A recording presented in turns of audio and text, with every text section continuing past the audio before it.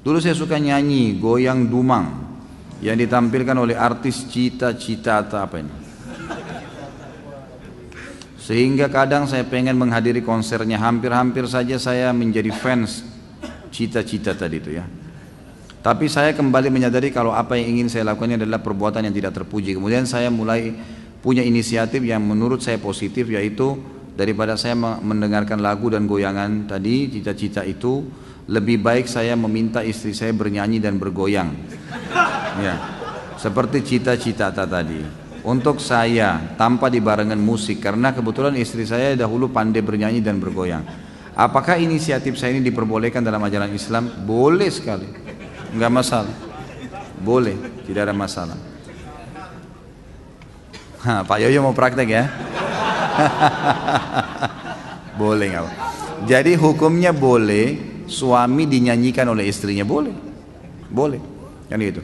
Dengan kata-kata cinta, lantunan syair itu boleh, nggak ada masalah. Bahkan dikatakan wanita ahli surga wanita yang bisa membangkitkan syahwat suaminya. Dalam arti kata memang dia diberikan kesempatan seluas-luasnya kalau sama suaminya, boleh saja, gitu kan. Selama tidak ada hal-hal yang haram. Mohon nasihatnya Ustaz, saat ini usia saya 27 tahun dan sedang ikhtiar mencari istri. Ana mencoba meminta bantuan teman-teman yang sudah menikah namun qaddar Allah belum dapat. Kemudian ana mencoba ikut biro jodoh online. Akan tapi yang menawarkan diri untuk ta'aruf kebanyakan janda. Yang masih gadis malah nggak ada respon. Ya. Sedangkan orang tua ana menginginkan ana menikah dengan gadis. Dan ana sendiri juga lebih srek dengan yang gadis, terutama yang bercadar. Mohon nasihatnya Ustaz. Saya mau nasihatin apa kira-kira? Ya ikutlah, di sini ada teman-teman buka pendaftaran gitu kan. Nggak usah online, di pengajian kita insya Allah ada pendaftaran. Dan setahu saya teman-teman laporin ke saya itu kalau akhwatnya sudah lebih banyak mendaftar daripada ikhwah ya, jadi lebih banyak sekarang akhwat sudah banyak mendaftar siap menikah dan insya Allah masih gadis. Ini mudah-mudahan ada jodohnya ya. Bagaimana peran Jibril saat ini? Allahu alam, saya nggak pernah ketemu Jibril, saya nggak tahu gitu kan. Jadi kita tidak tahu, jangan tanya yang di luar batas manusia gitu. Nabi Muhammad SAW saya tidak tahu kapan Jibril datang, tidak pernah tahu, datang tiba-tiba ya, baru Nabi tahu gitu kan. Sahabat-sahabat juga kalau melihat Jibril melihat dalam poster manusia, bukan sebagai malaikat gitu kan. Itu yang terjadi. Kalau saya pribadi lebih jauh lagi ya, tidak mungkin saya tahu gitu. Ustadz, iblis tidak mati, apakah jin bisa mati? Iblis mati ya, bukan tidak mati, mati tapi nanti hari kiamat bersama dengan hancurnya kiamat iblis mati. Jadi dia mati. Apakah jin mati? Mati semua ya. Jadi semua mati. Ada doa Nabi SAW mengatakan ya, sesungguhnya Allah Qaum Maha hidup, jin dan manusia mati. Ada hadis Nabi SAW, doa mereka, beliau begitu. Ustaz, anda pernah mimpi dijegal syaitan yang menyerupai sapam ya. Menyerupai sapam komplek rumah ana yang berusaha menjegal ana sholat subuh. Dan beberapa hari kemudian sapam tersebut ternyata meninggal dunia. Apakah itu perbuatan syaitan? Tentu saja ya. Ini kan mimpi. Syaitan memang begitu. Bisa saja, apalagi sholat subuh. Memang sholat subuh itu kata kunci. Kalau kita dibuat takut-takut sholat subuh itu berarti dari syaitan memang. Karena memang dia tahu kalau sholat subuh kita nggak bisa ganggu kita. Seharian sampai besok subuh lagi ya, dijamin. Besok sholat lagi dijamin lagi sampai subuh, nggak bisa diganggu sama dia. Bisa saja. Tapi kalau masalah sapam itu meninggal dunia beberapa hari kemudian itu karena ajal, nggak ada hubungannya sama mimpi anda, gitu kan? Setelah berhubungan suami istri, apakah boleh sholat wajib hanya dengan wudhu tanpa junub, tanpa mandi? Nggak boleh lah. Ini iseng aja bertanya. Wajib mandi junub ya akhi. Atau mungkin yang nanya masih bujang kali ini, belum punya pengalaman ya. Belajar dari Pak Yoyo ya. Apa itu khurafat? Apakah benar itu adalah nama seseorang yang diculik ke alam jin, lalu setelah beberapa lama dikembalikan ke alam manusia? Dari mana ini? Ini yang disampaikan oleh antum itu khurafat. Khurafat itu kebohongan, kedustaan. Ini yang ditulis tadi contohnya, ini khurafat. Alhamdulillah terjawab sendiri. La ilaha illallah. Bolehkah meminum sperma pasangan kita? Tolong diuraikan Ustaz. Apa yang mau diuraikan? Ada-ada saja ini yang berbeda. Sperma dalam agama Islam tidak dihitung najis. Sperma tidak najis dalam Islam. Makanya dalam hadis Bukhari dijelaskan, Aisyah radhiyallahu anha pernah mengerok sisa sperma di celana di sarung Nabi SAW, dikerok ya, tidak dicuci, dikerok saja yang kering dikeluarkan, lalu Nabi SAW gunakan kain tersebut untuk sholat. Dari hadis ini ulama fikih sepakat mengatakan sperma itu tidak najis. Ya, tentu dianjurkan agar tidak sampai menelan, tapi kalau itu pun terjadi, sebagian ulama fikih mengatakan karena dia tidak najis maka tidak ada masalah. Gitu. Tolong jelaskan bersumpah atas nama Nabi SAW. Ini seperti ujian ini, tolong jelaskan. Lalu tanda tanya. Baik Pak Guru, saya jelaskan. Jadi orang mengatakan misalnya demi Nabi. Ya. Kalau dalam bahasa Arab dikatakan wan Nabi. Banyak orang-orang biasa di Mesir mengatakan begitu, demi Nabi, demi Rasulullah, gitu kan. Nah ini kata-kata demi, ini dalam bahasa Arab waw kasam namanya, waw sumpah. Ini enggak boleh kecuali nama Allah Subhanahu Wa Taala. Kita harus menggunakan nama Allah Subhanahu Wa Taala dalam sumpah. Dan Nabi SAW sendiri mengajarkan kita untuk itu. Kayak gitu. Tidak pernah ada satupun sahabat yang dinukil kepada kita mengatakan wan Nabi atau war Rasul, gitu kan. Tapi mereka menggunakan wallahi, demi Allah. Dan Rasulullah SAW sendiri juga menggunakan itu. Ya. Dengan 3 lafadznya wallahi, tallahi, dan billahi. Saya wanita dan saya takut mati syahid, apa doanya? Bolehkah berdoa agar tidak mati syahid yang dikriteriakan seperti terbakar, tenggelam, tabrakan? Nggak usah dibayangkan ini. Terbakar, tenggelam, dibacot sama musuh, nggak usah dibayangkan itu. Saya sudah bilang tadi, itu tidak akan berpengaruh kepada orang yang sedang terjadi proses kematian. Karena orang kalau mati dalam Islam hanya lihat satu, malaikat maut cabut ruhnya, titik, nggak lebih daripada itu. Itu saja. Maka ini saja yang kelihatan, tidak lagi dilihat orang yang bacot badannya, luka badannya, itu sudah tidak ada lagi. Jadi nggak perlu takut, nggak perlu ada yang dikhawatirkan, gitu kan? Minta kepada Allah SWT agar diangkat rasa takut itu.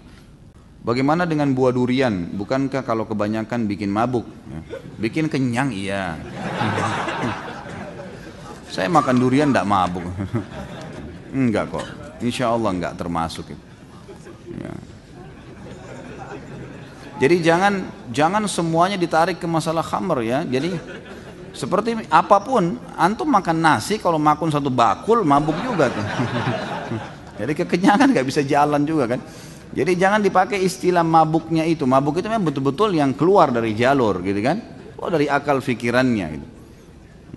Nanti akhirnya demo semua penjual durian nanti. Itu buah halal. Sebagaimana halalnya anggur gitu kan. Anggur kan asal khamr ya. Dibuat dari situ. Tapi dia jadi halal karena dia masih buahnya. Selama buah insya Allah nggak masalah. Jika berkata sebenarnya khawatir diancam atau menyakiti hati. Kenapa kok harus diancam nih? Masa ada orang menikah diancam gitu? Kecuali memang dari dasarnya suka iming-iming nih, ya, mulutnya seperti ember macam-macam. Ngomong ini, ngomong itu, janji ini, janji itu.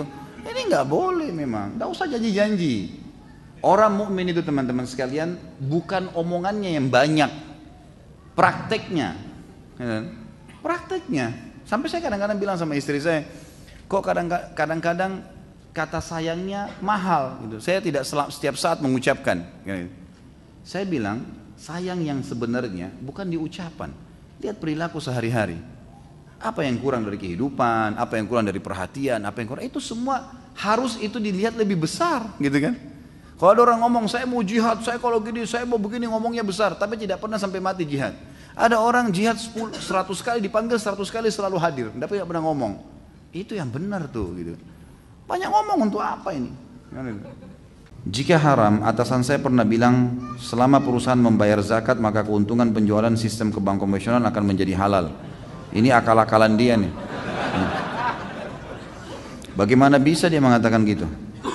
Apakah atasan saya masuk dalam golongan orang munafik?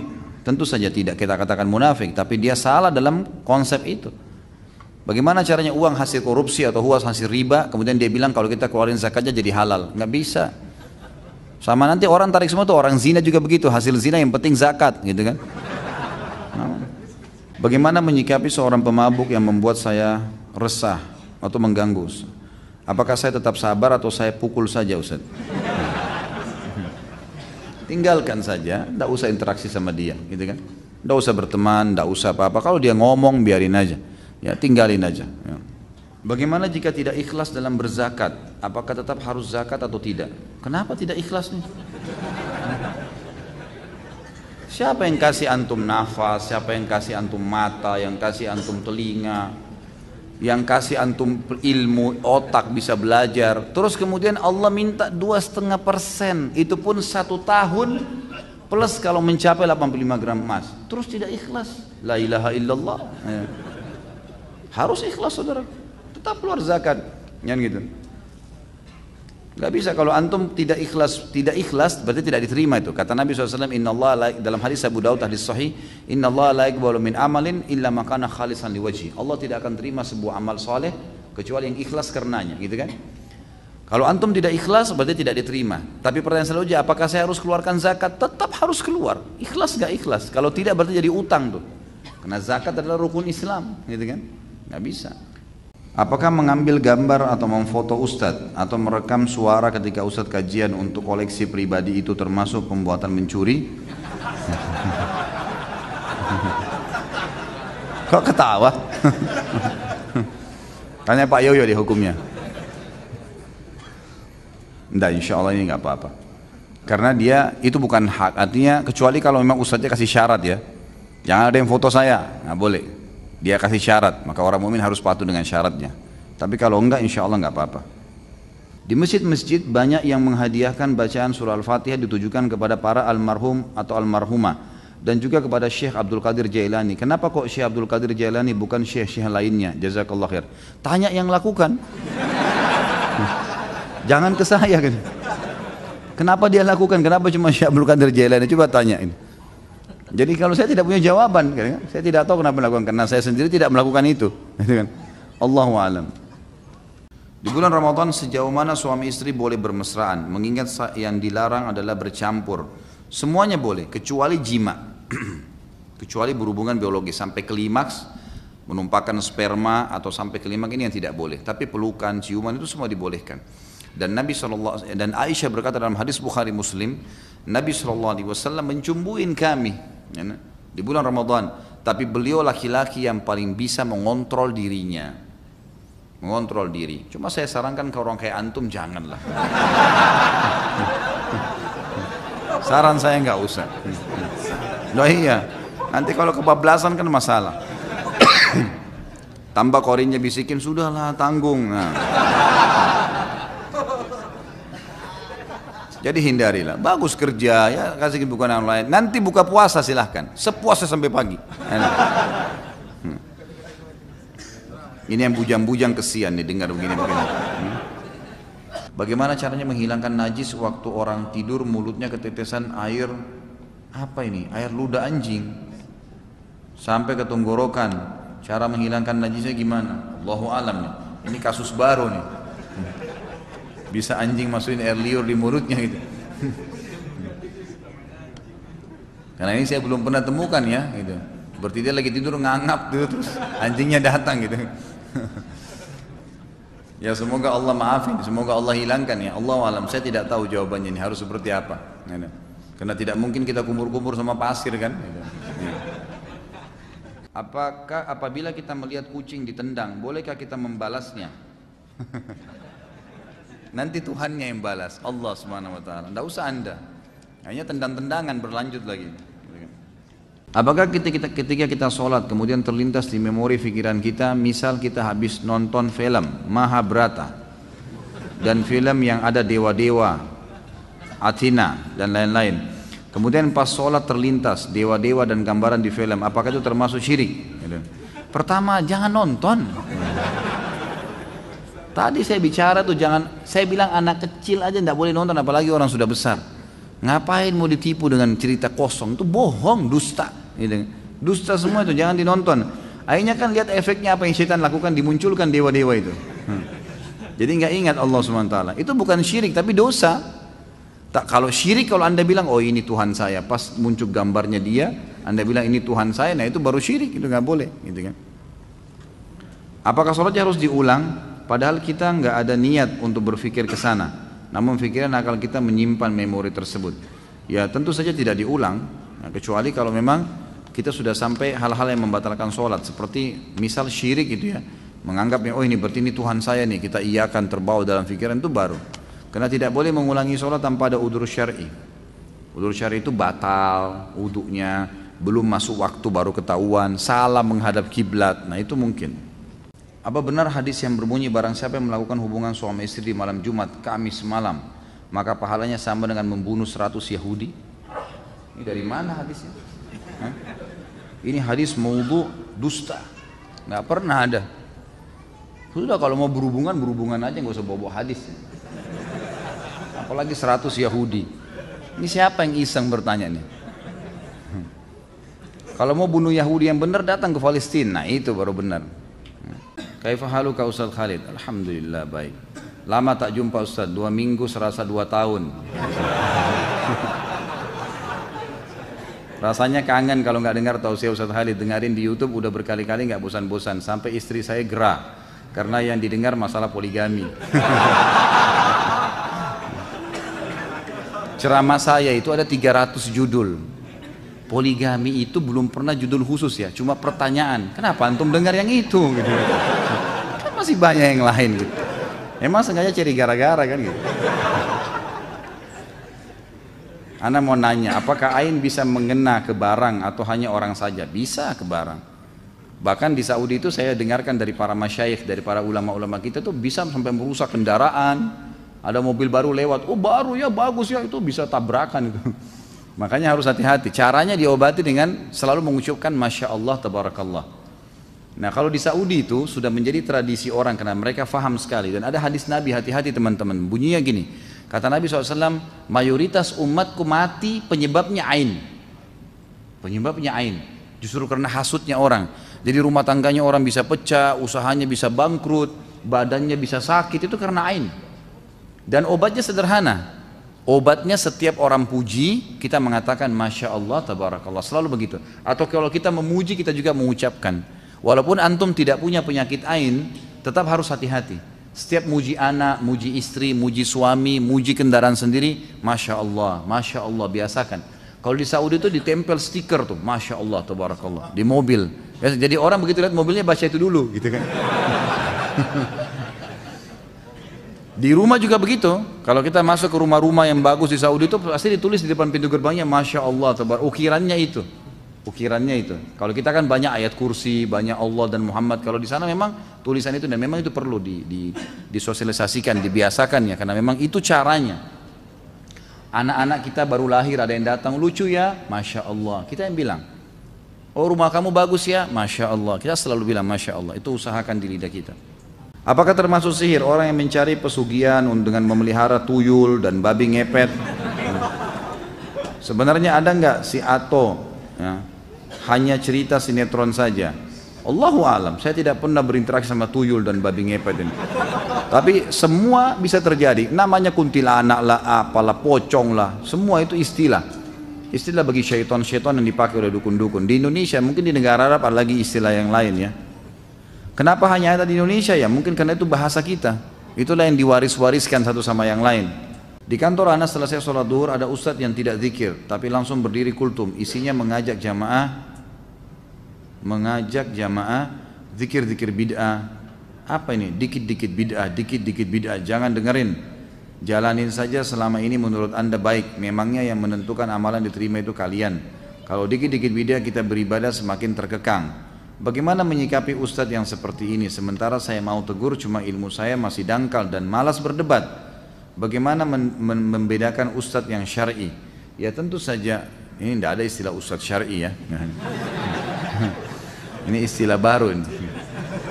Baik, kalau anda tidak punya ilmu jangan didebatin, tetap aja berzikir, gitu kan?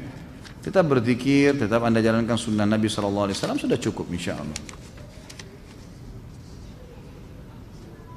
Kalau tadi ditanya bagaimana membedakan ustadz, sebenarnya ustadz-ustadz itu kalau yang ustadz mengikuti sunnah Nabi tentu selalu punya dalil ya.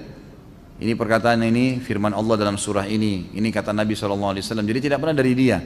Tidak ada pendapat pribadi.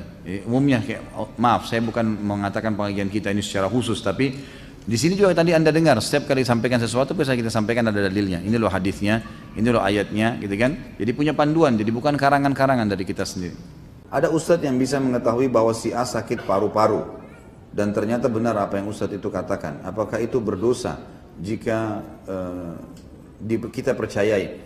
Kenapa dulu ini? Mungkin Ustadznya dokter. Jangan buru-buru. Mungkin dokter tahu, oh dari nafasnya orang ini kayaknya paru-paru nih. Ini sudah pengalaman dia. Batuk ini tenggorokan gatal, oh ini gejala flu. Mungkin dia dokter. Tapi kalau dia tebak orang lewat, ini paru-paru. Nah itu dukun. Ini bukan ustadz, ini dukun. Jangan dipercaya ini. Ya. Apakah hadis ini palsu? Cinta tanah air sebagian dari iman. Oh iya. Ini palsunya palsu super nih. Dari mana ini cinta tanah air sebagian dari iman? Bagaimana hukumnya berhubungan suami istri saat seorang istri membayar hutang puasa wajibnya di luar Ramadan? Batal puasanya. Nah. Ya. Sabarlah, ini suaminya. Masa nggak bisa sabar nih? Kalau setiap istrinya bayar utang Ramadan diganggu kan kesian. Kapan bayar utangnya? Ya nggak Pak Yoyo? Iya, harusnya begitu. Jadi kalau istri lagi puasa pulangnya habis maghrib, jadi batal puasanya. Kalau emang dibatalin oleh suaminya batal, tapi ini tidak boleh semestinya. Semestinya si istri nggak boleh batalin, semestinya. Karena ini puasa wajib. Ketaatan pada manusia hanya kalau bukan berbau maksiat pada Sang Pencipta. Misal masalah sunnah, kalau puasa Senin Kamis, puasa Ayyamul Bid nggak apa-apa dibatalin. Tapi kalau bayar puasa Ramadan ini wajib, nggak bisa. Hak wajibnya Allah kalau ketemu dengan hak wajibnya makhluk yang didahulukan yang mana? Hak wajibnya Allah. Karena ini bayar utang Ramadan hak wajib Allah. Jadi di sini suami berdosa kalau dia batalkan puasa istrinya, istri juga berdosa. Bukan udzur itu.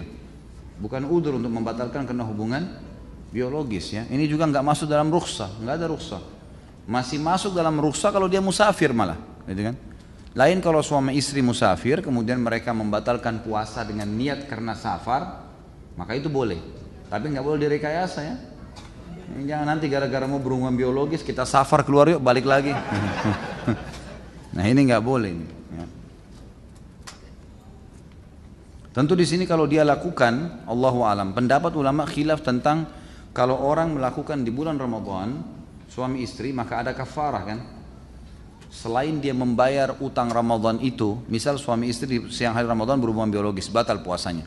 Tidak ada rukhsah, bukan karena safar, bukan karena sakit, juga bukan karena udzur, gitu kan? Maka kemudian mereka batal puasanya karena berhubungan biologis. Ini selain bertobat kepada Allah, bayar nanti utang Ramadannya di luar Ramadan dan juga kena kafarah.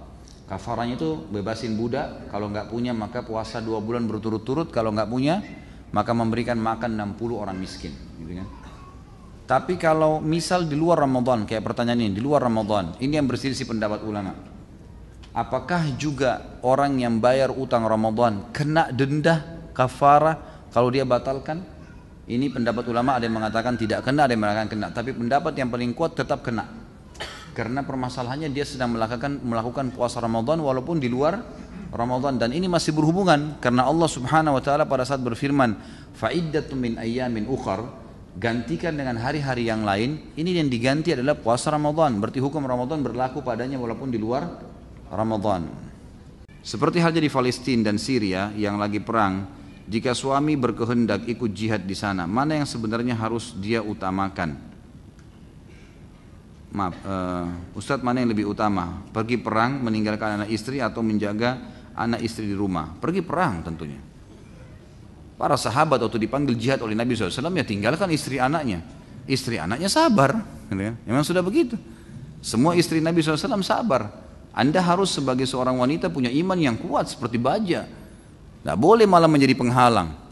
Ini ibu-ibu ini harus belajar. Kalau suami lagi mau pergi masjid, silahkan ke masjid, pahalanya besar gitu.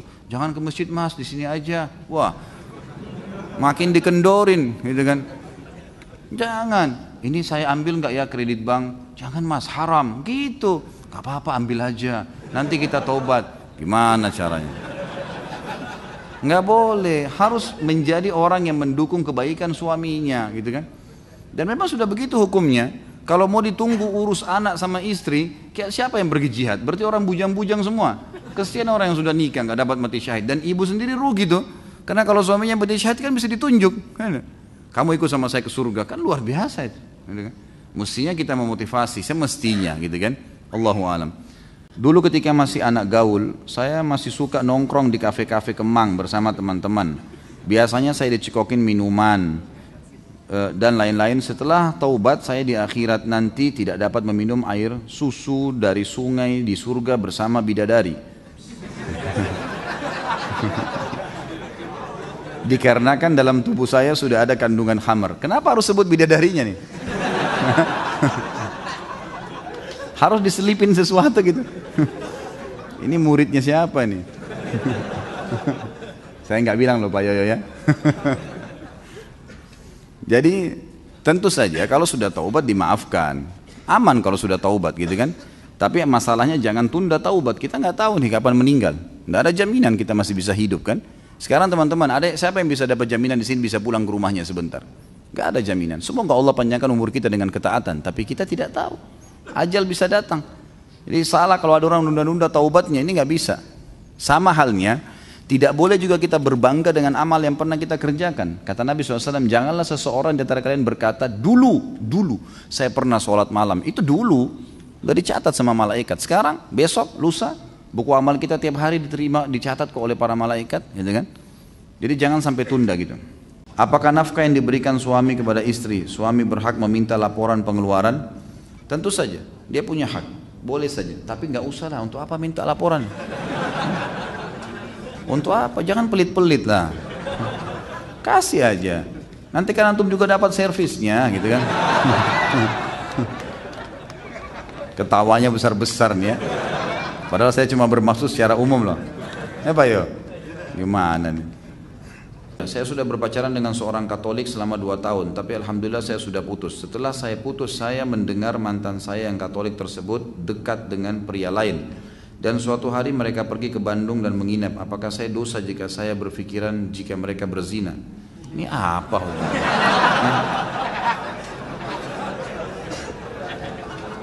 Sudah putus, sudahlah. Masa mau dicari tahu lagi ngapain segala? Antum harus bersyukur. Saya pikir tadi pertanyaannya, apakah saya sudah benar putusin dia? Jawabannya iya. Ini ke hotel, lalu saya berpikiran mungkin dia berzina. Saudaraku, udah usah terlalu jauh ini ya. Saya sarankan teman-teman yang begini segera menikah dengan mukminah insya Allah, jadi aman. Tidak pikirin lagi perempuan seperti itu. Apa hukumnya merokok? Ini Pak Yoyo sudah tahu. Bukan saya. Sudah sering ditanya. Sahkah sholat kita apabila imam sholat berjamaah masih merokok? Sudah dijelaskan gitu kan. Rokok haram, nggak boleh merokok. Jangan merokok sudah. Semua dokter, semua ulama, semua pemerintah nolak. Coba. Apalagi mau argumen lebih kuat daripada itu? Ditulis pemerintah tulis rokok bisa membunuhmu. Mau nunggu apa lagi kata-katanya? Saya nggak tahu nih merokok membaca atau nggak baca gitu. Jelas-jelas tulisannya masih dilakukan. Nggak boleh, haram. Gitu.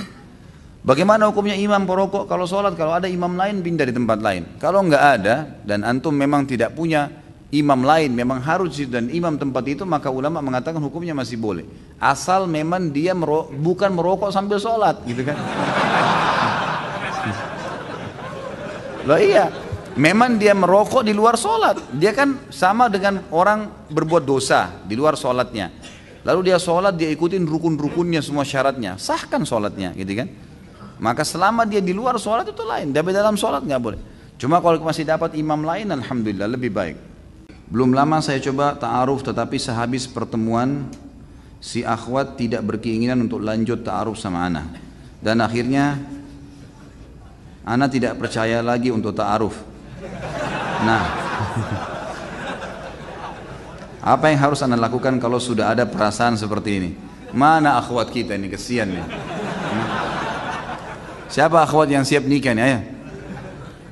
Kenapa putus asa, akhi? Tidak ada perempuan lain? Hah? Harus kuat, kan itu. Jangan kurung diri kita di sebuah persepsi atau kurung yang saya pernah bilang, bingkai kehidupan yang kita buat sendiri. Saya kalau tidak nikah sama ini saya gila. Gitu. Nanti gila benar nanti. Jangan. Ini tidak mau ya sudahlah, gitu kan. Cari yang lain, banyak makhluk Allah, masya Allah, hamba Allah penuh. Bahkan perempuan sekali lebih banyak daripada laki-laki, gitu kan. Bersangka baik, kalau antum di jalan Allah sudah benar, kemudian tidak jadi berarti kebaikan tuh. Jangan putus asa. Yakinlah dengan Allah, karena nikah adalah sunnah Nabi SAW. Pasti baik. Minta sama Allah petunjuk, insya Allah Allah akan kasih gitu. Dan saya sarankan teman-teman masih bisa mendaftar di sini, banyak kok kan. Bisa mendaftar di masjid kita ini, insya Allah akan ada biodata yang dikasih dan akan disatukan oleh teman-teman yang sudah membuat itu. Hari ini saya bekerja setengah hari karena saya ingin menghadiri kajian Ustadz. Karena jika saya kerja full, saya akan terlambat menghadiri kajian Ustadz dan juga telat sholat maghrib. Bagaimana pendapat Ustadz? Apakah yang saya lakukan ini benar? Ini bagaimana cara jawabnya nih? Hah? Kenapa kok Ustadz selalu yang di bawah-bawah nih? Hah? Benar nggak ini gara-gara majelis ilmu gitu? Tentu kalau antum punya akad di kantor nggak boleh, akhi. Kalau akad kantor antum kerja sampai jam 5 sore, ya jam 5 sore. Kalau mau lebih aman, pamit. Siapa yang bertanggung jawab di kantor? Khusus hari Rabu misalnya, saya mungkin pamit untuk keluar jam sekian. Bisa nggak? Karena ada majelis ilmu yang saya mau sampaikan. Oh nggak bisa gini-gini, baik. Apa konsekuensinya? Mungkin gaji saya dipotong untuk hari itu setengah atau apa? Gak masalah. Atau saya ganti dengan jam lain di hari lain saya lembur. Apa negosiasi coba sampaikan gitu kan? Kalau tidak ada pintu sama sekali, akadnya antum tanda tanganin harus jangan ya, nggak boleh. Majelis ilmu, majelis baik, majelis suci, nggak boleh ternodai dengan maksiat. Antum maksiat dengan tempat kerja nggak boleh. Harus bahasakan baik-baik sama mereka, gitu kan? Karena antum sudah akad. Makanya saya bilang lebih baik sampaikan. Mungkin ada di antara teman-teman yang bertanggung jawab di kantor yang muslim bisa faham. Kita berikan penjelasan dengan cara nego tadi. Mungkin gaji kita dipotong, mungkin kita ganti dengan jam kerja yang lain, lembur, mungkin dan seterusnya. Hal-hal yang positif saja. Allahu a'lam. Itu yang saya tahu. Jadi lebih baik seperti itu. Kalau masalah sholat maghrib jangan dihubungkan, akhi. Sholat maghrib antum harus sholat, nggak bisa enggak. Mampir di mana saja masjid, gitu kan? Di mana saja. Saya kalau keluar telat, saya cari masjid di pinggir jalan. Mana masjid, mampir sholat dulu, baru datang ke sini, gitu kan? Nggak ada masalah, sholat dulu. Gitu. Jangan ditunda sholat maghribnya, jangan hanya kena takut kehilangan majelis, nggak apa-apa. Dan alhamdulillah sekarang fasilitas sudah selalu teman-teman tim upload di YouTube. Kajian kita sekarang, insya Allah minggu depan antum sudah dapat kajian yang sama, sudah ada gitu. Bisa ditonton, bisa diulang-ulangin, insya Allah nggak ada masalah, gitu kan? Allahu a'lam. Perceraian sebuah solusi jika sebuah solusi cerai pada akhirnya salah apa ini? Akhirnya salah. Bagaimana? Contoh misalnya menikah suami istri orang Cina, pas melahirkan ternyata bule. Padahal pas tes DNA memang anak dari mereka. Barakallahu fiik. Loh, tentu saja tidak boleh buru-buru ya. Saya pernah ada sahabat kan begitu ya. Dia putih, istrinya putih, keluar anaknya hitam kelam gitu kan. Langsung dia vonis istrinya, kamu selingkuh. Kata istrinya, demi Allah nggak ada yang sentuh saya kecuali kamu. Lapor ke Nabi SAW. Langsung Nabi didik si laki-laki itu. Ditanya, kebetulan laki-laki ini punya peternakan unta. Apa kau punya peternakan unta? Dia bilang, iya ya Rasulullah. Baik, ada untamu nggak berpasangan? Dia bilang ada. Induknya ya si jantan sama betinanya. Apa warna mereka? Kata dia coklat kemerah-merahan. Anaknya ada nggak? Ada, 5 ekor anak. Ada nggak? Apakah semua warna anaknya mirip sama warna ibu ayahnya? Dia bilang tidak. Ada satu bahkan berbulu warna hitam, ya, coklat kehitam-hitaman. Kata Nabi SAW, kenapa bisa? Dia bilang, mungkin ini tarikan dari jalur nasabnya. Mungkin dari kakek-kakeknya dulu. Kata Nabi SAW, anakmu seperti itu. Ini seperti itu, gitu kan? Jadi makanya jangan buru-buru mau bercerai. Kalau kita tanya pasangan kita, ini kok bisa anaknya berbeda? Ini. Tapi memang Allahu alam ya, kalau dari pertanyaan tadi ini agak unik ya. Kalau Cina sama Cina keluar bule ini, ini agak unik ini. Berarti harus ada kakek-kakeknya yang dulu bule gitu kan. Tapi setelah dites DNA ternyata benar, jadi makanya tes DNA dulu, baru cerai kalau memang betul tidak terbukti. Jadi jangan buru-buru, ya. Allahu a'lam. Ada saja masalah. Apa sebabnya? Apa sebab musababnya suami bercerai dengan istrinya? Allahu a'lam. Ya Allahu a'lam. Apa sebabnya gitu? Anda sendiri bisa jawab gitu kan? Kalau dikatakan apa gambaran syar'i yang membolehkan atau apa alasan syar'i yang membolehkan suami menceraikan istrinya, nah itu boleh saya jawab tuh, gitu kan? Tapi kalau sebab musababnya ya tergantung individual. Ada orang mungkin karena dia bosan, ada orang karena ini, ada orang karena itu, godaan syaitan, tidak paham agama banyak. Afwan Ustaz, pertanyaan saya di luar tema, dari tadi di luar tema. Ya ingin saya tanyakan, apakah pada hari kiamat nanti orang-orang pelaku perbuatan-perbuatan bidah akan dibangkitkan bersama dengan orang-orang yang mereka contohi dalam melakukan perbuatan tersebut? Misal orang yang mengikuti seorang kiai yang mengajarkan tentang perbuatan ibadah yang tidak dicontohkan oleh Nabi SAW. Apakah orang-orang yang mengikuti perbuatan kiai tersebut akan dibangkitkan bersama dengannya? Mohon penjelasannya Ustaz. Kalau apakah dibangkitkan bersamanya, Allahu alam. Ini saya tidak tahu dalilnya. Tapi pasti akan dibangkitkan, dan nanti setiap orang yang menjadi penyebab orang lain melakukan satu perbuatan yang Allah tidak ridhoi, Rasulullah SAW tidak contohkan, pasti akan dipertemukan di mahkamahnya Allah dan akan diminta pertanggungjawaban masing-masing. Itu ada di riwayat masalah itu, tapi apakah dibangkitkan secara bersamaan, ini saya tidak tahu dalilnya. Bagaimana cara menasihati kakak yang jika diajak sholat berjamaah di masjid mengatakan aku nggak mau kelihatan riya karena sholat dilihat orang. Yang penting kan sudah sholat di rumah, nggak perlu dilihat orang. Inilah waswas syaitan.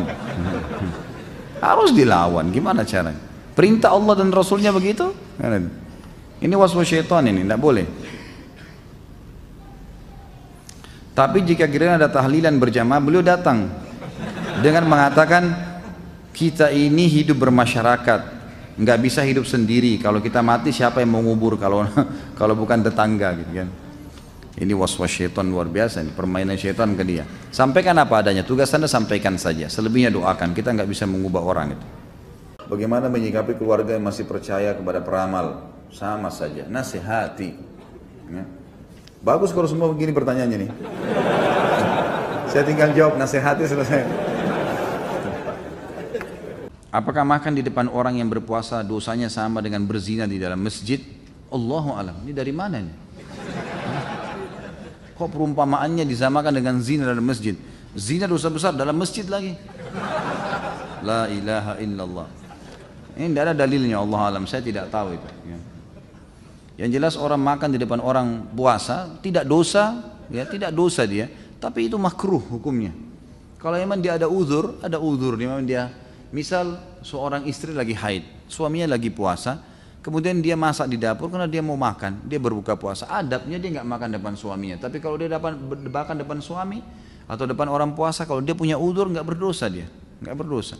Ya, ini juga hal-hal mendasar yang mesti diketahui. Sebagaimana boleh seseorang muslim, ini fatwa para ulama umumnya, bolehkah seorang muslim menjual makanan di bulan Ramadan? Boleh. Karena ada orang yang ada uzurnya, ada orang musafir, ada orang non muslim, gitu kan, ada orang yang haid dan nifas, ada orang yang sudah uzur, banyak gitu kan.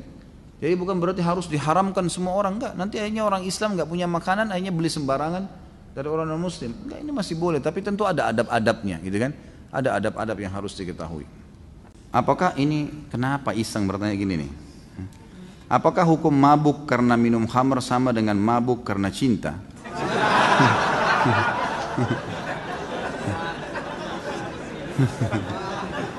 Ini siapa ini Pak Yoyo?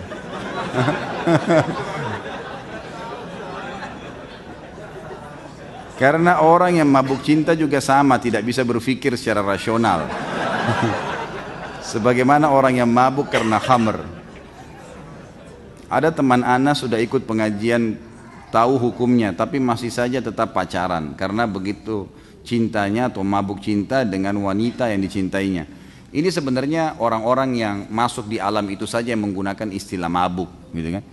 Tidak ada, dari zaman Nabi SAW, Nabi SAW mencintai istrinya Aisyah radhiyallahu anha, tapi tidak mengatakan mabuk cinta, tidak ada itu istilah, gitu kan? Ini cuma istilah yang digunakan saja, beda tentunya ya. Kita berbicara masalah konsumsian, ya, dikonsumsi dalam tubuh manusia dari cairan ataupun serbuk tadi. Jadi beda ini.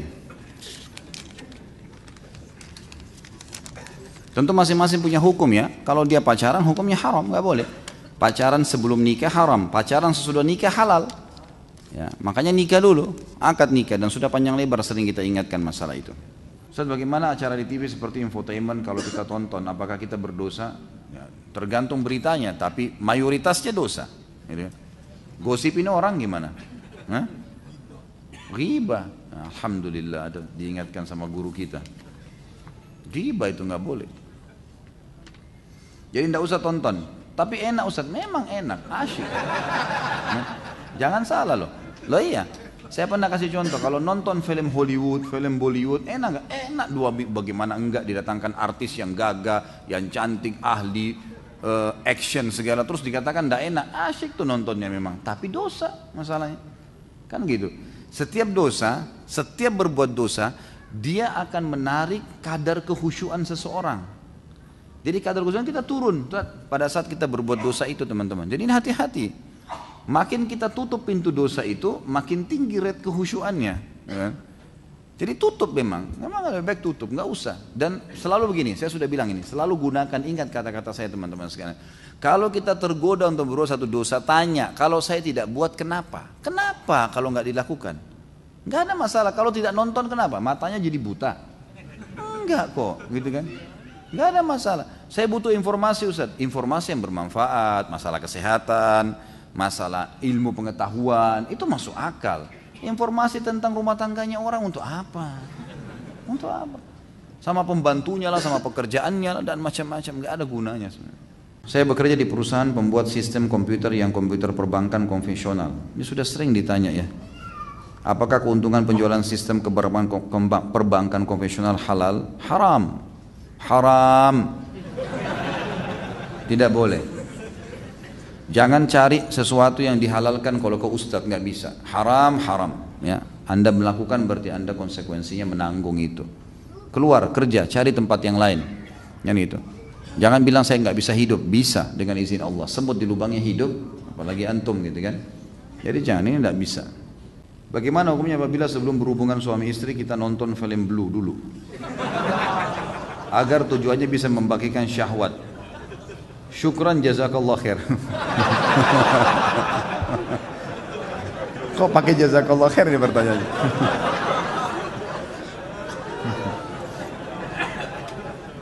Ada saja yang hilangin ngantuk ya. Tidak boleh akhi. Nggak boleh nonton begitu, gitu kan?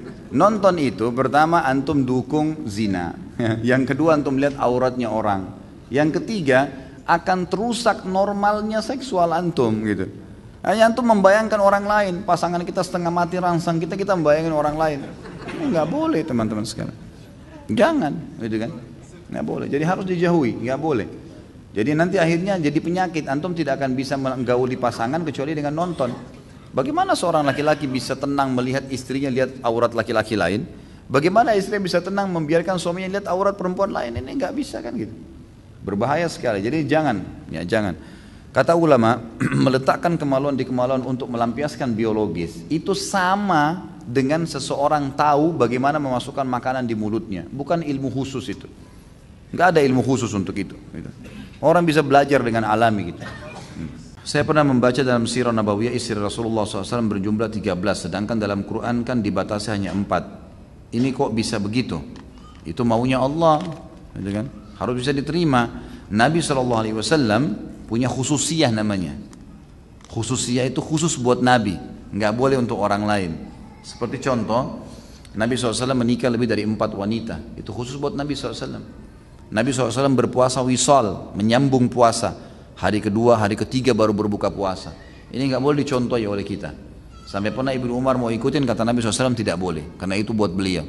Beliau juga kalau sakit, itu double sakitnya manusia biasa seperti kita. Kata Nabi SAW, sungguhnya saya ditimpa penyakit lebih berat, berlipat-lipat dibandingkan yang kalian rasakan, atau 2 kali lipat dibandingkan yang kalian rasakan. Memang ada sendiri khusus buat Nabi SAW. Kasus beliau dinobatkan jadi Nabi, beliau menemui Jibril, itu semua khususiyah. Khusus buat Nabi SAW. Kalau kita manusia biasa 4, ya.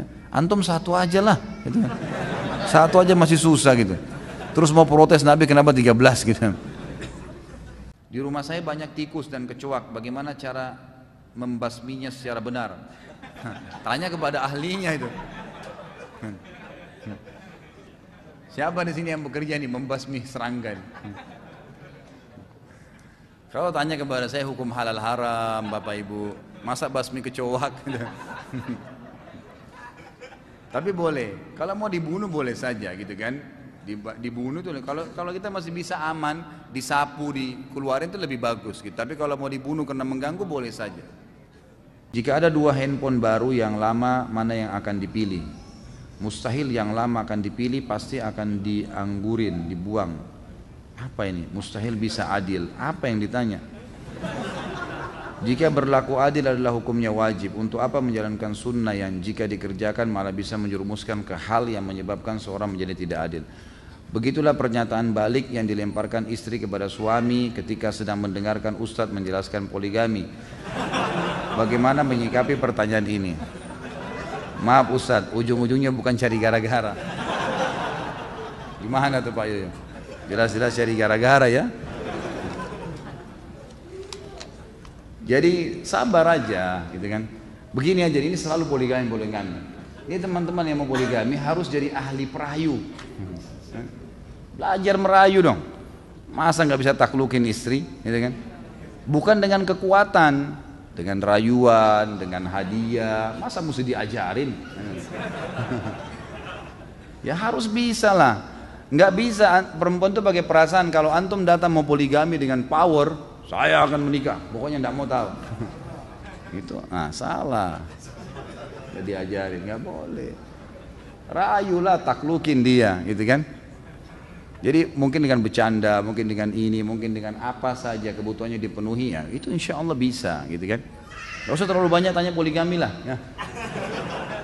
Nikah aja dulu, lancar dulu. Nanti kalau sudah lancar semua, sudah mau melangkah ke langkah selanjutnya baru ada praktek khusus sama saya nanti. Apa hukumnya bagi pedagang yang meminta tolong dengan dukun agar dagangannya laris? Dosa besar. Dan kalau dia percaya dia bisa kufur. Nggak boleh teman-teman sekalian. Dagang biasa dagang. Dagang itu modalnya halal, produknya halal, sistemnya halal. Percaya teman-teman, demi Allah laku. Nggak usah pakai dukun, nggak usah pakai pelaris ini. Nggak perlu. Terima uang, tepuk-tepuk uang itu. Siapa nggak tanya itu? Kenapa tepuk-tepuk? Supaya laris. Pokoknya kertas bisa ngelarisin. Nggak ada hubungannya, nggak ada hubungannya sama sekali. Coba teman-teman, pelajari ilmunya itu, cari modal yang halal. Kemudian produknya juga berkualitas bagus, jual baju yang memang bagus, warnanya, coraknya, segala macam sesuai dengan syariat. Laku kok insya Allah. Sistemnya juga jangan pakai hal-hal yang berbau riba atau dolar dan seterusnya. Insya Allah laku. Di Saudi dekat Masjid Haram semua orang kaya raya itu banyak, nggak ada pakai pelaris tuh. Dagang biasa, jual sandwich, jual jus, laku, orang laku. Kan gitu. Jadi tidak perlu semua ini teman-teman sekalian ya. Semoga Pak Ustaz selalu bahagia dunia akhirat. Amin, sama-sama. Bagus juga kalau semua penanya begini nih, mendoakan. Apakah sedekah untuk orang tua yang sudah meninggal masih bisa diterima? Jika sedekah itu dari anaknya, tentu saja. Jelas, hadis Nabi SAW riwayat Bukhari Muslim kan? Kalau anak Adam meninggal dunia, maka semuanya amalnya terputus keluar dari 3 sumber, diantaranya sedekah jariyah. Ya, sedekah yang dikeluarkan oleh orang-orang yang menjadi ahli warisnya setelah dia meninggal. Saya ingin menanyakan, apabila melihat wanita auratnya secara tidak sengaja lalu kita segera memalingkan pandangan kita, apakah itu berdosa? Dan apakah ada pembersihan dosanya? Ustaz pernah bilang mendengarkan musik di mall dan tidak sengaja tetap ada pembersihan dosa itu. Tentu saja kalau tidak sengaja, beda hukum melihat ya. Karena Nabi SAW sendiri mengatakan, pandangan pertama ya, bukan rezeki. Ini fatwa lain ini, bukan dari saya ya. Jadi pandangan pertama itu belum dihitung, belum dicatat, dan pandangan selanjutnya yang dicatat. Pandangan pertama ini ulama rincikan adalah tatapan yang tidak sengaja dan segera memalingkan, bukan pandangan pertama melotot sejam gitu kan. Itu salah. Apakah mendatangi dukun urut juga tidak dibenarkan? Saya pernah mengalami patah tulang dan berobat melalui dukun urut.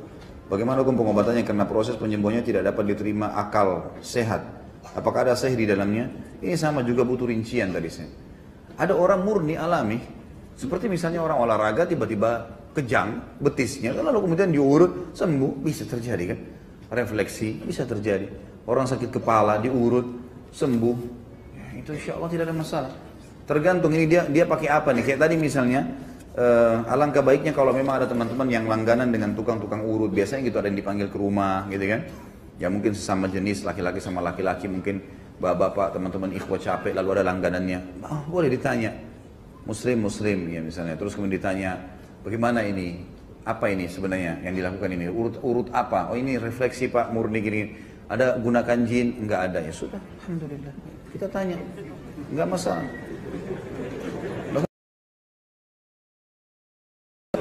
Saya pernah ada orang refleksi datang, langganan saya datang ke rumah, saya tanya, pakai jin enggak?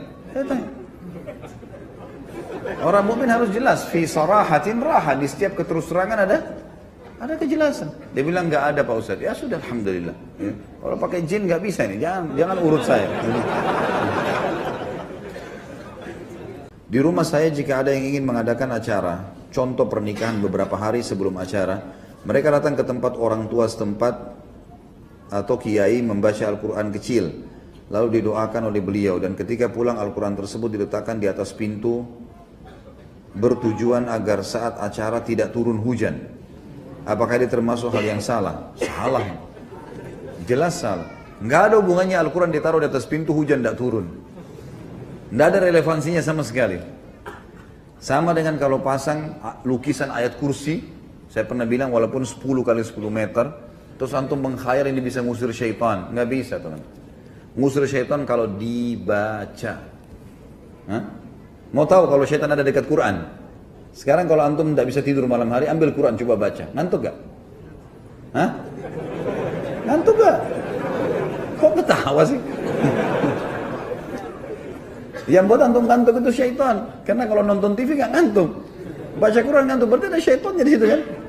Ada syaitan. Jadi salah kalau orang bilang saya pegang Quran terus kemudian syaitannya terbakar gara-gara kesentuh Quran. Itu gak benar. Tapi kalau kita baca iya. Kita baca, iya. Quran suci, ya kan? Tentu syaitan tidak bisa sembarangan menyentuh Al-Quran. Tapi kalau apakah begitu Al-Quran kita sentuhkan ke sebuah tempat lalu kemudian membakar syaitan, itu tidak pernah ada riwayat berhubungan dengan. Tapi baca iya, baca pasti membakar syaitan, nggak mungkin tidak. Ayat-ayat Al-Quran bisa memusnahkan dan membunuh syaitan itu. Selama ini kita melihat kecelakaan pada saat mudik merupakan musibah. Berdasarkan yang Ustaz sampaikan, berarti mereka mati syahid karena kecelakaan berkendaraan. Benarkah demikian? Benar, itu dalil yang ada. Bagaimana dengan kecelakaan kereta api yang banyak memakan korban? Bila ini disebut mati syahid, mengapa tempat kejadian kecelakaan itu menjadi tempat angker atau banyak penampakan? Bagaimana menyikapi ini? Mana yang angker itu? Coba, mana yang angker? Angker itu menurut Anda? Gak ada. Tidak ada rukun tayangan dalam Islam, tidak ada tempat angker, nggak ada. Orang yang mati, kalau dia beriman senang di kuburannya, kalau dia orang ahli maksiat sedang disiksa. Nggak ada waktu ruhnya keluar gentayangan ganggu orang. Nggak ada itu. Gimana caranya?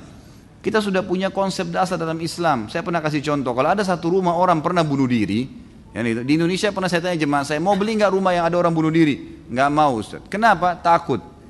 Ada ruh gentayangan nih. Baik, saya kasih contoh nih. Orang gantung diri, bunuh diri. Ada banyak orang tidak mau beli rumahnya. Kita simpan contoh ini. Contoh yang lain, orang dibunuh sekeluarga. Mau dibeli rumahnya nggak? Nggak mau Ustaz. Kenapa nggak mau? Ya karena ada ruh gentayangan. Saya bilang jelas dalam agama tidak ada ruh gentayangan dalam Islam. Mustahil. Nabi SAW menyebutkan dalam hadis Bukhari, kalau orang beriman maka ruhnya akan keluar lebih mudah dari air dari mulut kendi, kemudian akan masuk ke dalam kuburan dan akan menikmati kuburnya taman dari taman surga. Kalau orang fasik, orang muslim banyak dosanya, dan orang kafir akan masuk ke dalam neraka, akan masuk ke kuburan dan akan menjadi lubang dari lubang neraka sampai hari kiamat. Enggak ada waktu untuk mengganggu orang, gitu kan? Jadi enggak ada ruh gentayangan, enggak ada tempat angker, enggak ada. Orang tabrakan di situ sudah selesai tabrakan, matang ajalnya mati. Udah dibersihin kotorannya selesai, gitu kan? Nggak ada masalah. Kalau Anda mengatakan banyak tempat angker, berarti orang-orang yang tinggal di kuburan tuh angker tuh. Tapi tinggal jaga kuburan, tiap hari makan, minum, gitu kan? Saya pernah masuk kuburan Jeruk Purut yang di Kemang itu, di tengah-tengah kuburan ada orang tinggal banyak. Sama anak cucunya tinggal di situ, nggak ada masalah. Gitu kan? Jadi pemahamannya harus diperbaikin nih. Saya ikut salah satu bela diri. Di situ kita belajar mengolah tenaga dalam. Sehingga kita bisa belajar mengenal benda dengan energi tenaga dalam yang ada. Misal bisa membaca dengan mata tertutup. Apakah itu tersebut ilmu sihir? Sihir ini. Bagaimana bisa membaca dan tutup mata? Hah? Di luar alam manusia itu. Bagaimana caranya tutup mata baca? Coba tangkap secara akal. Enggak mungkin ini. Ya? Dan teman-teman sekalian, semua ilmu tenaga dalam bagian dari sihir. Gak usah belajar tenaga dalam ya. Bela diri, keterampilan silahkan. Keterampilan pedang, mana, ketangkasan tangan, kaki, silahkan.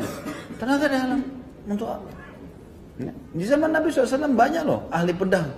Zubair bin Awam itu bisa membelah dua badannya tentara kafir, orang Mekah. Dibelah dua dengan pedang. Ada di antara antum bisa belah dua manusia sekarang? Bagaimana kemahirannya itu radhiyallahu anhu? Luar biasa Zubair radhiyallahu anhu. Dia bisa belah dari kepalanya orang itu dengan pedang, terbelah sampai kemaluannya loh, terbelah dua orang itu. Saya pernah jelasin di kisah sahabat kan, kisah Zubair bin Awam itu waktu tablik akbar. Bagaimana itu teman-teman sekalian? Bagaimana Ali bin Abi Thalib bisa menebas juga orang kafir dari bawah, dari kemaluan ditarik ke atas sampai ke dekat hidungnya terbelah, gitu kan? Itu luar biasa mereka. Itu luar biasa. Ada keterampilan-keterampilan yang luar biasa dikuasai sahabat. Itu enggak ada. Tapi memang keterampilan, ketangkasan yang dia latih itu lain. Dan tidak di zaman dulu dan zaman sekarang sama sebenarnya. Kalau memang itu ilmu tenaga dalam dibolehkan, sudah dipakai oleh Nabi SAW, enak tuh. Dari jauh terlempar. Luar biasa. Untuk apa pakai pedang lagi? Hah? Sahabat pakai pedang, tangkis, serang, berdarah, Rasulullah SAW berdarah. Permainan syaitan. Ya. Ya harus ditinggalkan teman-teman sekalian. Lagian kalau pakai tenaga dalam sudah nggak jantan itu nanti ya.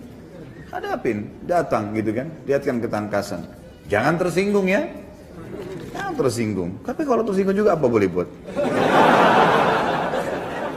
Saya sebagai pelaut sering berlayar, berminggu, bahkan pernah berbulan-bulan. Masturbasi atau onani dan melamun lagi hubungan suami istri. Apa ini? Sambil menatap foto istri. Apakah ini bid'ah?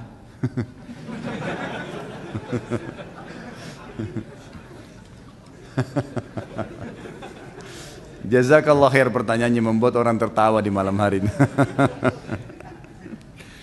Jadi teman-teman sekalian, onani haram. Nggak boleh dalam Islam. Sama memuaskan diri dengan cara pribadi begitu nggak boleh dalam Islam. Caranya bagaimana supaya tidak terjadi? Jauhkan semua fasilitas yang bisa mengundang syahwat. Nggak boleh, gitu kan? Tapi kalau terjadi seseorang telepon istrinya dari jarak jauh, lalu kangen-kangenan, rindu, kemudian dia mungkin ya istrinya mengucapkan kata-kata sampai dia klimaks, nggak apa-apa itu halal, nggak masalah. Tapi jangan lakukan hal-hal yang tidak benar, teleponnya diciumin lah, apalah. Itu bukan istrinya, itu telepon, apa mau dicium gitu. Jadi jangan aneh-aneh, tinggalkan fasilitas-fasilitas ini, gitu kan? Caranya tinggalkan hal-hal yang berbau. Kalau memang istri lagi telepon, ya ucapin sayang, mungkin rindu iya, tapi jangan ke hal-hal yang tidak baik. Insya Allah kalau antum sibukkan diri dengan ibadah, maka aman gitu. Onani ini dibolehkan kalau istri yang melakukan pada suami, karena masuk dalam firman Allah Subhanahu wa taala yang berbunyi a'udzubillahi minasyaitonir rajim, nisa'ukum harthun lakum fa'tu harthakum anna syi'tum wa qaddimu li anfusikum. Artinya, perempuan itu istri kalian adalah ladang buat kalian, maka datangi ladang kalian semau kalian, boleh. Selama bukan dubur, tidak digauli di duburnya, tidak digauli haid dan nifas, boleh, gitu kan? Dan dahulukan diri kalian. Jadi ini ulama rincikan sebab turunnya ayat ini adalah masyarakat Mekah terbiasa menggauli istri dengan menunggingkan istrinya. Waktu sahabat-sahabat hijrah ke Madinah dari Mekah, muhajirin, wanita Madinah terbiasa digauli dengan suaminya sementara mereka tidur dan suaminya dari atas. Maka si laki-laki ini, muhajir ini nikah sama wanita Ansar. Waktu wanita Ansar mau digaulin dengan cara orang Mekah, gak mau, nolak. Laporlah kepada Nabi SAW, ya Rasulullah begini kejadiannya. Maka turun firman Allah tadi. Wanita adalah ladang kalian, gaulilah seperti yang kalian inginkan dan dahulukan diri kalian. Jadi ibu-ibu tentunya harus bisa memahami juga ayat ini. Kalau suaminya pengen gaya tertentu itu gak apa-apa. Asal jangan hal-hal yang haram, seperti dubur gak boleh. Gitu kan? Tidak boleh, dan boleh mendahulukan diri sendiri dalam arti kata boleh membahasakan kepada pasangan saya mau begini, saya mau begitu, nggak ada masalah. Yang diharamkan saja yang ditinggalkan, yang tidak, yang boleh maka boleh dilakukan, gitu kan? Jadi saya sarankan Allahu a'lam dijauhi ini, dan saya sarankan juga teman-teman sekalian selama memang masih ada peluang kerja dekat dengan keluarga, kerja di situ. Udahlah. Kerja jauh di sana gajinya $1.000, kerja di sini $400, di sini aja nggak apa-apa. Aman, gitu kan? Daripada jauh sana menderita, akhirnya foto dicium-cium kan jadi masalah. Jadi lebih baik jangan. Allahu a'lam. Pantaskah seorang suami memberikan uang kepada orang tuanya tanpa pengetahuan istri? Sangat pantas. Kenapa memang? Hah? Ini yang tanya laki-laki atau perempuan nih? Hah? Kalau laki-laki perlu saya cambuk ini. Hah? Masa bertanya begitu? Nggak perlu. Nggak ada apa kok pamit sama istri? Nggak usah. Kalau uang antum hasilnya nggak usah pamit gitu kan. Ada orang begini nih sengaja melatih istrinya jadi kurang ajar sama dia. Nggak perlu. Kenapa?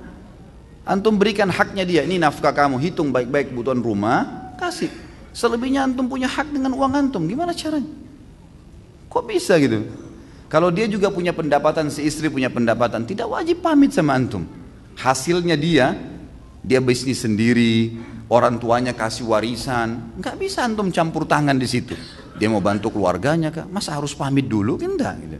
Kecuali memang uang itu dari kita suami berikan kepada istri, kemudian ada lebihnya, uang bulanan ada lebihnya, dia pamit sampaikan, itu lain. Atau modal kita berikan, atau mungkin istri antum yang punya modal dalam satu usaha, antum laporin, tidak ada masalah. Tapi kalau uang mau dikasih ke orang tua harus pamit, ini enggak. Orang tua itu kan wajib dibakti oleh suami, jelas nggak hukumnya? Jadi ini bukan masalah, oh kok keras sekali sama istri, bukan masalah keras. Kita letakkan batu pada tempatnya, maka akan rapi bangunan tuh, gitu kan? Harusnya begitu. Tetap istri disayangi, dicintai, dilembuti, semua haknya didapatkan sama dia. Tapi jangan kita melampaui batas, gitu. Ada orang subhanallah beli pulsa minta sama istrinya, semua gaji dikasih istrinya, dia sendiri seperti orang merengek sama istrinya. Ini mana ar-rijalu qawwamuna 'alan nisa ini? Hah? Ini harus diperbaikin, nggak boleh. Ya, jelas ya. Pokoknya kalau dekat sama saya harus jadi jantan benar tuh. Nggak bisa setengah-setengah. Ada orang yang sumpahnya mengatakan sumpah ketabrak semut. Apakah sumpah tersebut termasuk berbahaya? Apa ini iseng apa? Ketabrak semut. Untuk apa ini? Apakah sumpah itu berbahaya? Ya mungkin berbahayanya karena dia permainkan sumpah itu. Tapi untuk apa sumpah begini? Ngomong yang bermanfaat, nasihat, sesuatu yang bermanfaat, ambil ilmu dari orang. Ya akhi, orang mukmin dan mukmin itu tidak boleh ngomong kecuali yang bermanfaat. Man kana yu'minu billahi wal yawmil akhir falyakul khairan aw liyasmut. Itu kaidahnya. Siapa yang mengaku beriman pada Allah dan hari akhir, dia harus mengucapkan mas, yang khair, yang baik. Ambil ilmu dari orang. Kalau saya targetnya, kalau saya pribadi, setiap kali saya ketemu orang, saya dapat ilmu apa dari orang ini? Saya selalu coba bertanya sesuatu yang merupakan kelebihan dia apa nih, supaya saya bisa dapat manfaat. Jangan kosong, atau dia dapat manfaat dari saya. Itu prinsip. Maka teman-teman kalau mungkin ada interaksi sama saya, mungkin pernah datang, saya nggak mau ngomong kosong tuh. Sesuatu apa sih yang bermanfaat? Ada yang bisa bermanfaat, sesuatu yang kita bisa tanya, ambil ilmu, atau dia dapat ilmu, dia konsultasi, silahkan. Kalau kosong untuk apa? Nggak ada manfaatnya. Karena umur kita berjalan kan, harus targetnya dari pahala ke pahala, dari pahala ke pahala. Apalagi nih, apalagi, harus begitu. Karena buku amal kita dicatat terus gitu. Maka jangan sia-siakan teman-teman. Cukuplah waktu-waktu dulu kita suka buang-buang waktu kosong. Kalau kita lihat buku amal kita dulu mungkin yang sering kita ngomong kosong, main gaple lah, main catur lah, buang-buang waktu. Apa manfaat? Dari mana itu orang bilang belajar perang dari catur? Bohong tuh. Mana bisa kuda jalannya L? Hah? Emang begitu orang di medan perang? Alasan semua. Apa ini buang-buang waktu kosong untuk apa teman-teman sekalian? Lebih baik antum baca buku. 1 jam, 2 jam baca berapa lembar, baca Al-Quran bisa 50, 70 ayat, bisa 100 ayat tuh. Kan majelis ilmu antum dengar ceramah lebih baik. Ya, daripada buang-buang waktu kadang-kadang di pinggir jalan sampai buang waktu berapa jam, berjam-jam. Semoga Allah kasih hidayah. Apa manfaatnya? Olahraga otak, baik olahraga otak juga baca, hafal tuh olahraga otak tuh. Orang yang sering menghafal, kenapa dalam agama dimotivasi hafal Quran, hafal hadis, ya kan? Nabi SAW memotivasi para penuntut ilmu untuk hafal, karena hafalan itu mengencerkan otak lah kalau bahasa kita ya. Hafalan, bukan dengan cara permainan, hafalan itu akan memberikan kepada kita tambahan. Itu yang dinukil dari para ulama kita, makanya mereka menghafal. Kita tidak pernah temukan di dalam agama kita ada istilah teka-teki. Coba antum lihat dari Al-Quran dan Sunnah, nggak ada itu Nabi SAW sengaja menjebak sahabatnya untuk menjawab atau nggak ada teka-teki. Jelas A, B, B, jelas, hafal, kerjakan, tinggalkan, jelas semuanya, gitu kan? Jadi ini yang kita lakukan, sesuatu yang bermanfaat, karena dari sesuatu yang bermanfaat akan mendatangkan manfaat yang lainnya. Jangan pernah ada waktu kosong. Siapa yang mengaku beriman pada Allah hari akhir, dia harus berkata yang benar, bermanfaat, atau dia diam saja. Saya ini punya sesuatu yang buruk sekali Ustaz, yaitu suka pada istri orang. Nah.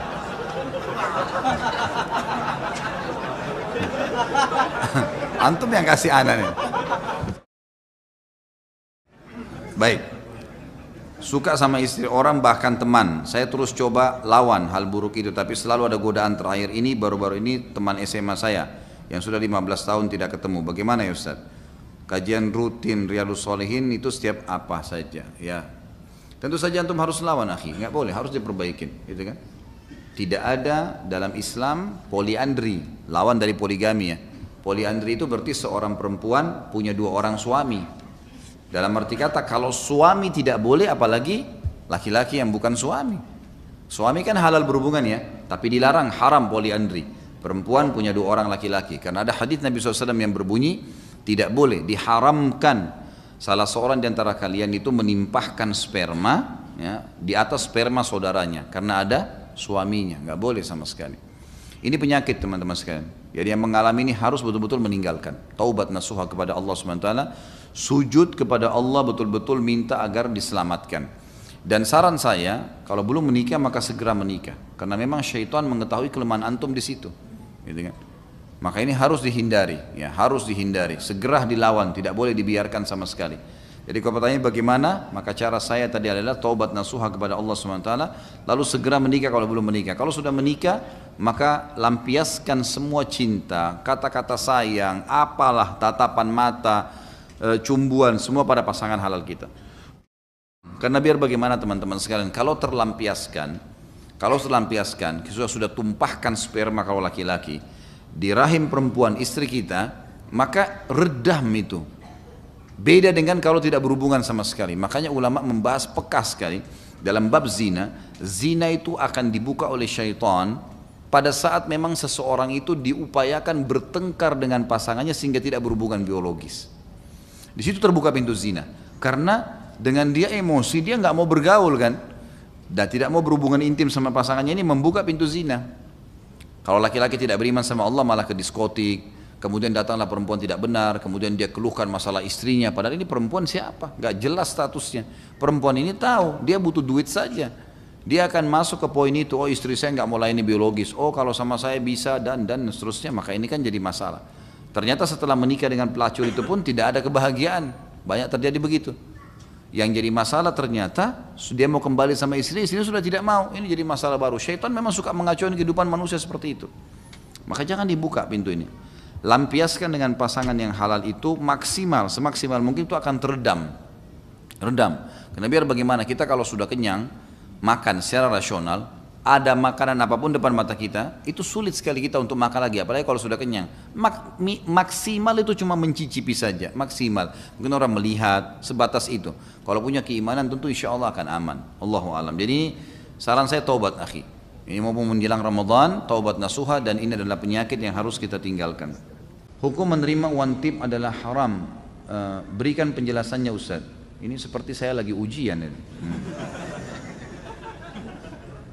Dan bagaimana bila uang tip tersebut kita ambil terus kita sedekahkan ke teman kita atau kita berikan makan untuk kita berikan kepada orang miskin. Perhatikan ya, tip itu sesuatu yang dikasih sukarela itu baru halal. Tapi kalau anda bahasakan tip ini hasil muka masam atau berusaha untuk membuat orang takut akhirnya orang bayar, haram, nggak boleh. Haram itu. Kalau orang kasih memang karena kita jasa, lagi kerja di rumah makan, kerja di satu tempat, parkir, kemudian dikasih dari dia sukarela itu halal. Boleh dibeli makanan, boleh ditransaksi halal. Karena itu sedekah dari orang. Tapi kalau dengan cara paksa nggak boleh. Ustaz Khalid semoga tidak tersinggung. Istri saya sudah tertarik dengan pengajian Ustaz Khalid. Namun karena Ustaz Khalid poligami, istri saya jadi tidak mau lagi ikut pengajian Ustaz. Sampai saya sendiri jika mengikuti pengajian Ustaz Khalid sepertinya istri saya agak keberatan. Bagaimana cara mendakwahkannya? Hal ini terjadi waktu saya mengikuti pengajian A'agim dulu. Mohon penjelasannya. Sejelas-jelasnya Ustaz. Ini penutup ya. Sebenarnya saya dalam berdakwah, teman-teman sekalian, yang saya sampaikan ini bukan perkataan saya, ya. Apa yang sedang saya sampaikan? Hukum dari saya? Ini teman-teman duduk di sini di pengajian. Ini untuk mendengarkan saya pribadi atau ilmu agama yang sedang saya sampaikan? Ilmu agamanya, bukan karena saya berbicara. Yang menyuruh poligami siapa? Allah Subhanahu wa taala. Saya melakukan juga, saya sebagai praktisi karena perintah Nabi sallallahu alaihi wasallam. Berapa kali istri saya tanyakan, "Kenapa Kak poligami?" Karena perintah Nabi. Saya katakan begitu. Dan saya selalu mendakwahi dia, mendakwahi istri saya supaya bisa menerima hukum Allah SWT ini, sambil saya doakan semoga hati mereka terbuka. Dan saya melakukan itu. Kalau masalah kasus saya menyampaikan hukum Allah lalu istri Anda tidak mau dengar, tidak mau lagi datang pengajian saya, silahkan. Terbuka sekali pintu. Masih banyak selain dia insya Allah yang mau hadir. Gitu kan? Ya, saya tidak pernah terganggu dengan 1, 2 orang, 10 orang yang berhenti ikut pengajian. Karena saya menyampaikan bukan hukum saya, hukum Allah SWT. Kalau dia mau benar, dia ikutin pengajian, tidak ada hubungannya. Masalah dia belum bisa menerimanya, dia berdoa kepada Allah SWT. Karena ilmunya masih kurang, gitu kan? Nggak mungkin karena hawa nafsu dia atau kemauan dia lalu kemudian hukum Allah kita tolak. Nggak mungkin itu, kan gitu. Tidak mungkin, mustahil. Siapapun dai yang takut kepada Allah, lalu karena dia tidak mau poligami lalu dia mengatakan jangan poligami jemaah, nggak bisa. Allah Subhanahu wa taala yang perintahkan, walaupun dia belum mengerjakannya, dia harus menyampaikannya, hukum Allah Subhanahu wa taala. Itu kan? Kalau masalah dia tidak mau hadir, silahkan, ahlan wa sahlan. Mau hadir, alhamdulillah. Yang penting saya menyampaikan ilmu Allah Subhanahu wa taala, dan saya doakan mudah-mudahan Allah membuka hatinya. Biasanya justru orang yang kritis nanti malah dia yang hebat menerima itu. Ya. Biasanya begitu. Ya, mudah-mudahan insya Allah, gitu kan? Seperti itulah. Kalau antum mau hadir pengajian yang antum hadiri itu bukan istri yang mengatur. Kenapa harus diatur sama istri? Majelis ilmu antum wajib hadirin. Kalau istri nggak suka terus kita nggak hadir, nggak ada hubungannya. Kan itu. Harus ar-rijalu qawwamuna 'alan nisa. Laki-laki yang menentukan perempuan. Kalau perlu kamu harus hadir ke pengajian ini. Kita yang tentukan, bukan dia yang tentukan, kok terbalik nih. Kan itu. Harus perempuan dipimpin oleh laki-laki, bukan perempuan yang pimpin laki-laki. Jangan dibalik. Kalau dibalik jadi kacau semua nih nanti. Sudah hukum Allah begitu teman-teman sekalian. Dan dengan dipimpinnya perempuan bukan berarti perempuan terhina. Justru perempuan dengan fitrahnya butuh dilindungi dan dipimpin. Memang gak bisa jadi pemimpin. Memang gak bisa, fitrahnya begitu. Laki-laki Allah siapkan dengan sifatnya, karakternya, fisiknya, suaranya berbeda. Memang untuk nagih utang, antar jenazah, perang di jalan Allah. Emang itu dia pemimpin. Perempuan dengan lembutnya, dengan air matanya, dengan hamilnya, memang untuk di rumah dipimpin, dinaungin, dilindungin. Jangan orang yang memang kasih sering sedih, manja di rumah, orang yang memang urus anak, kemudian kita suruh memimpin di luar, nggak bisa, nggak ketemu. Kan itu. Jadi harusnya majelis ilmu yang antum hadir kapan antum mau. Dan jelaskan sama dia gitu kan. Masalah kita belum bisa menerima hukum Allah satu, jangan membencinya. Membenci hukum Allah berarti membenci Allah sebagai penerima hukum. Saya dan siapapun teman-teman dai akan menyampaikan yang benar kalau dia takut kepada Allah Subhanahu wa taala. Allahu alam. Mudah-mudahan Allah membukakan hati-hati setiap orang muslim untuk bisa menerima hukum-hukum Allah Subhanahu wa taala. Dan ingat teman-teman sekalian, majelis ilmu gunanya untuk mengubah kita menjadi lebih baik. Kalau memang kita tidak bisa berubah menjadi lebih baik, maka tidak usah hadir majelis ilmu, gitu kan? Ilmu tujuannya untuk menambah ilmu kita, mengubah kita menjadi lebih baik, lebih patuh kepada Allah. Dan dunia ini sebentar, kita akan lalui menuju akhirat. Semua orang yang menolak hukum Allah di dunia, wallah, demi Allah teman-teman, menyesal di akhirat. Menyesal, oh coba dulu saya terima, udah gak bisa, udah meninggal.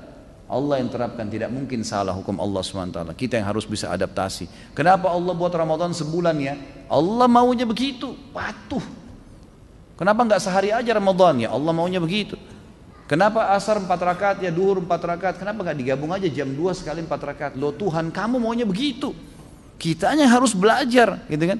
Kalau kita protes susah, nggak terima. Di akhirat rugi, di dunia juga rugi, kan gitu. Jadi harus hukum Allah diterima, pencipta. Jadi harus fahamin. Ya, masalah ini. Allahu a'lam. Nah, ini masalah mertua, baik. Ustadz, anak mau curhat. 2 minggu sudah nggak ketemu Ustadz. Rasanya sudah kayak 2 tahun. Ini benar nggak ini? Ana jika pulang kantor jam 5, Ana nggak langsung pulang karena macet perjalanan ke rumah, dan Ana menunggu sholat maghrib dan isya berjamaah karena saya tidak mau tertinggal fadilah sholat berjamaah. Bahkan kalau malam Rabu seperti ini Ana datang ke kajian Ustadz Khalid di Blok M. Namun setiap pulang Ana selalu ditegur mertua. Pulang selalu malam-malam, kamu kan bukan bujang lagi, sudah punya anak. Apa yang harus saya lakukan Ustadz? Ana sudah menjelaskan alasannya pulang malam, namun mengingat saya masih tinggal bersama mertua dengan lingkungan keluarga yang belum sunnah, apakah mertua termasuk orang tua saya juga? yang bila melawannya termasuk durhaka. Tentu jangan digunakan bahasa melawan. Tetap jelaskan baik-baik gitu kan. Dan saran saya di dalam masalah rumah tangga, saya sering bahasakan ini dan Anda boleh kembali ke ceramah saya manajemen rumah tangga Islami. Usahakan kalau bisa jangan tinggal sama mertua. Emang termasuk sama orang tua kita juga. Kalau saya tinggal sama orang tua saya berarti istri saya akan tinggal sama mertuanya gitu kan. Ibu saya kalau mau nata pasang gorden warna coklat di sana, istri saya pengen warna pink misalnya. Ini jadi bentrok ini. Mereka juga punya keinginan masing-masing, gitu kan?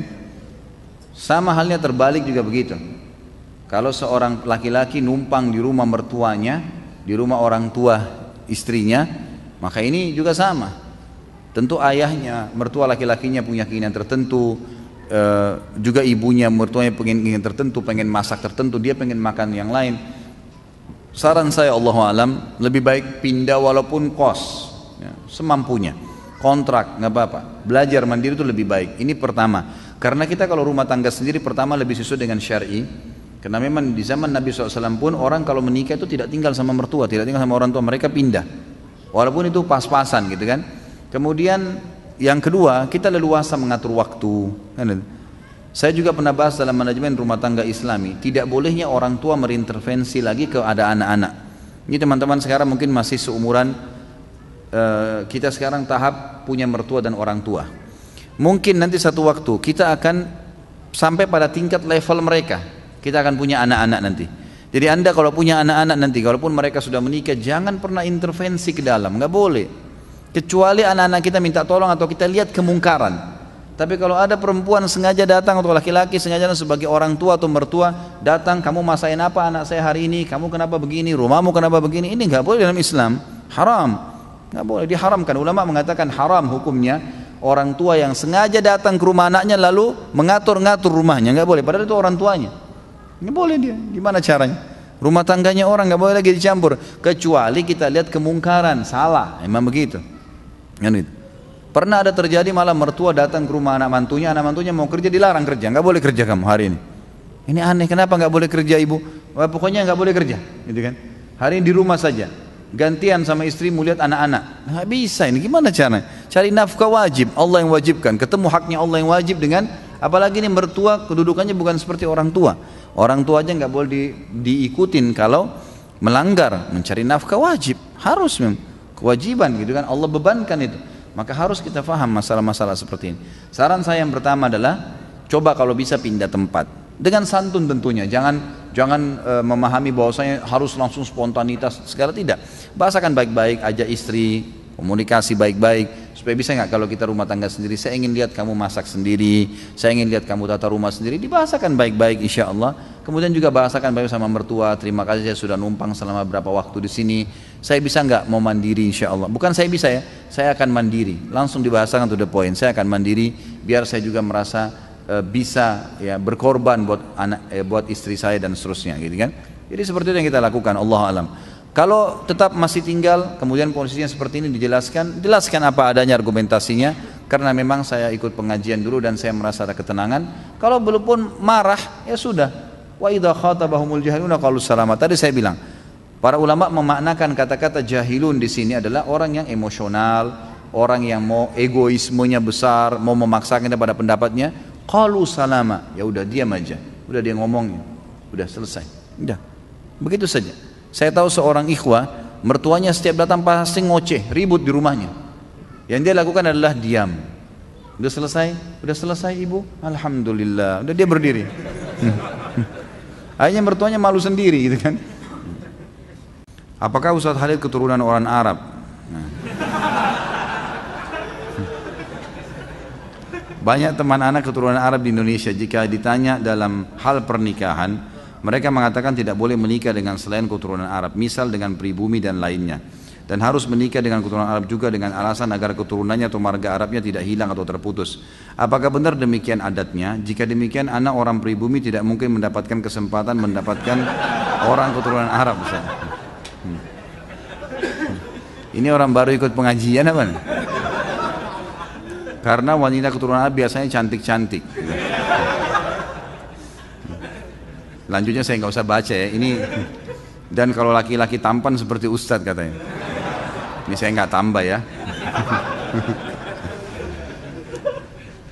Ada keturunan memang. Ya, kakek-kakek saya dari turunan Yaman.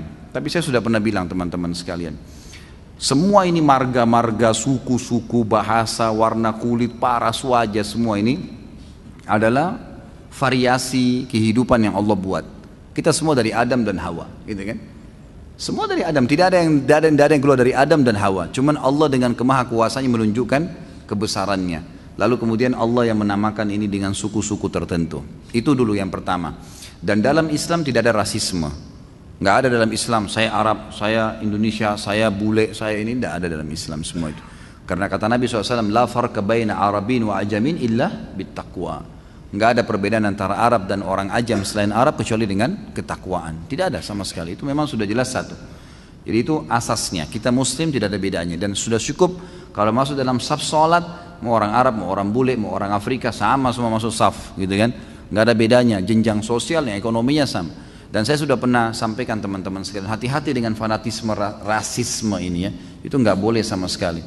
Jadi misalnya hadis yang pernah saya sampaikan bahwasanya ada orang-orang dari Ansar ya, dari Muhajirin, dari orang-orang Ansar, dari satu orang Ansar bercanda, ini sama-sama turunan Arab dari sahabat Nabi di Madinah waktu Nabi SAW masih hidup. Orang Ansar ini keluar dari masjid habis sholat asar lalu bercanda sama teman-temannya semua, ada Muhajir, ada orang Ansar. Dia bilang, hai orang-orang Ansar kesini yuk kumpul-kumpul. Muhajirin gak boleh ikut ya. Kalau kita mungkin, ini orang Betawi ngumpul sini, sana orang Jawa gak boleh ikut.